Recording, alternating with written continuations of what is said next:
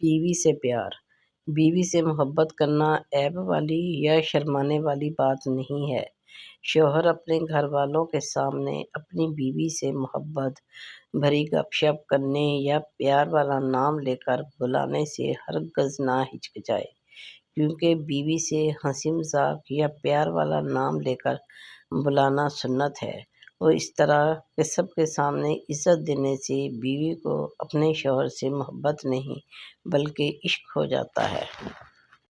میاں بیوی رسول اللہ صلی اللہ علیہ وآلہ وسلم نے فرمایا، جو خاوند رات کو بیدار ہو کر بیوی کو جگائے جس پر نیند کا غلبہ ہو رہا ہو تو اس کے منہ پر پانی کا چھینٹا دے، پھر دونوں اپنے ہی گھر میں عبادت کے لیے کھڑے ہو کر اللہ تعالیٰ کا ذکر کرنے لگیں، یعنی نماز تہجد پڑھنے لگیں، تو اللہ تعالیٰ دونوں کی مغفرت فرما دے گا۔ مرد کی پسندیدہ عورت۔ مرد کی پسندیدہ عورت بڑی نک چڑھی ہوتی ہے۔ اسے چاہے جانے کا غرور ہوتا ہے۔ وہ بے سبب روٹھ جاتی ہے، کیونکہ اسے علم ہے اسے منا لیا جائے گا، رونے پہ ہنسا بھی دیا جائے گا، ضد بھی پوری ہوگی، انا بھی اپنی جگہ پر برقرار رہے گی۔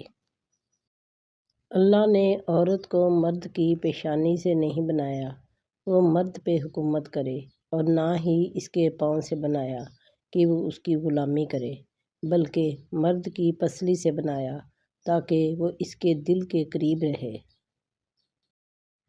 عورت کے جنازے میں گھر کے افراد کہتے ہیں میت کا منہ ڈھانپ دیں، غیر محرم نہ دیکھیں۔ اللہ کی قسم، زندہ کے لیے بھی یہی حکم ہے۔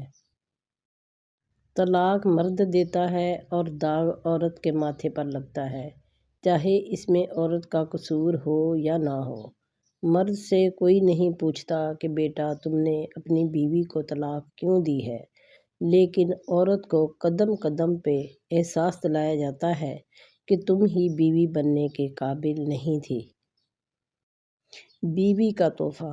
بیوی کی خوشیوں اور خواہشوں کا خیال رکھنا شوہر کی ذمہ داری ہے، کیونکہ وہ آپ کے علاوہ کسی سے نہیں کہہ سکتی۔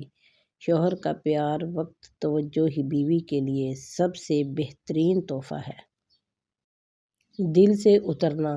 لڑائی جھگڑے کے بعد عورت کی خاموشی کا مطلب مرد اس کے دل سے اتر گیا ہے، اور مرد خوش ہوتا ہے کہ عورت دب گئی اور اس کی جیت ہو گئی، جبکہ یہ اس کی ہار ہے، کیونکہ وہ عورت کو ہار گیا ہے۔